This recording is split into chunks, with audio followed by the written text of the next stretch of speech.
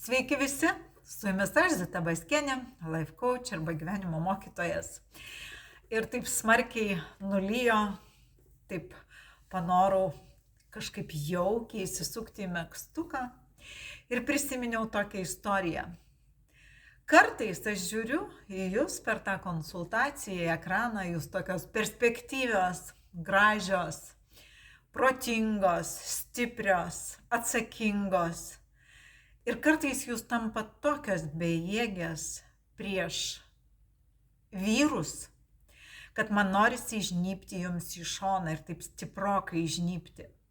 Situacija: moteris gyvena su vyru. Vyras jos nenori vesti. Ne va dabar tokios kaip ir nėra būtinybės, čia koks čia skirtumas, ar mes čia vedę, ar mes čia nevedę. Kartu perka būstą, namą. Taip sudėlioja dokumentuose, kad moteris lieka atsakinga už paskolą, bet ji nėra namo savininkė, savininkas yra vyras. Moteris tengiasi visomis išgalėmis, maistas, namai, tiesiog viską daro, kad tik būtų gerai. Ir kai vyksta situacija, kai tokia ir moteris užduoda klausimą, vyras sako, tai jeigu tau nepatinka, tu gali išeiti. Va tokios situacijos. Ir mes konsultacijoje žiūrim į tai. Moters kodas labai jauna siela, 8 kodas. Jame visi išbandymai su meile ir santykiais. Ką tai reiškia? Tai reiškia, kad jums sudarys situacijas tokias, kur jūs turit matricai atsakyti klausimą, ar tai yra meilė, ar tai yra siektini jausmai ir santykiai.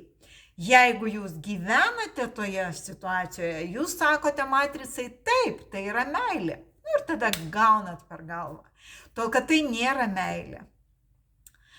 Nėra matricoje užduočių pasiaukoti. Užduotys yra atskirti jausmus nuo pasiaukojimo. Ir viskas turėtų būti pusiausvyroje. Jeigu aš duodu, aš turiu ir gauti.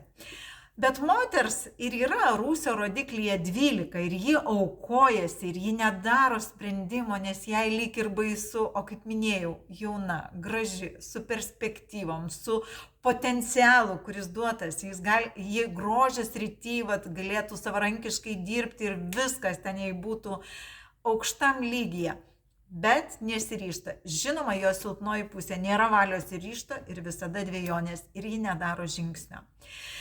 Kai mes pradedam analizuoti jos praėjusio gyvenimo įvykius, ten yra matyti, kad praeitam gyvenime moteris nusavino kažkieno verslą arba verslo idėją ir dėl to per teisminius procesus buvo apkaltinta ir patyrė kažkokį ištrėmimą arba išmetimą. Jos gyvenime dabar vyksta tas pats, tik šiek tiek kitų kampų. Ji ištremta iš savininko, namo būsto savininko pozicijos ir apgaulės būdu pakišta tiesiog kaip paskolos savininkas, bet neturto savininkas. Ta sprendimą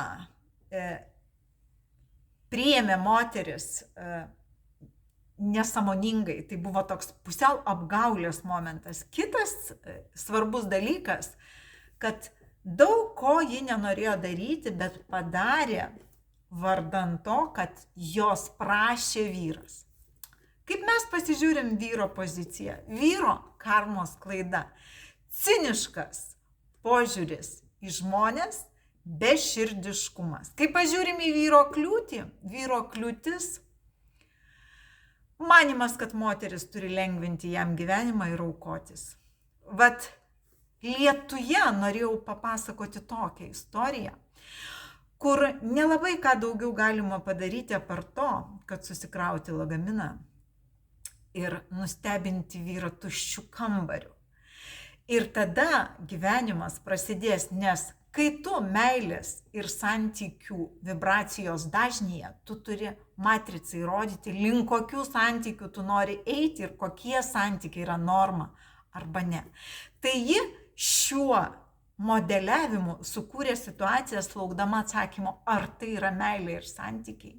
Ir jeigu jūs liksit tose santykiuose, kurie yra iškreipti, situacija tik blogės. Tai kartais gal ir visai smagu lietuje apsisiausti kažką šilto, susikrauti lagaminą ir pasimėgauti galimybę pradėti viską naujai. Tai kartais situacijos būna tokios. Ačiū Jums ir būkime išmintingos.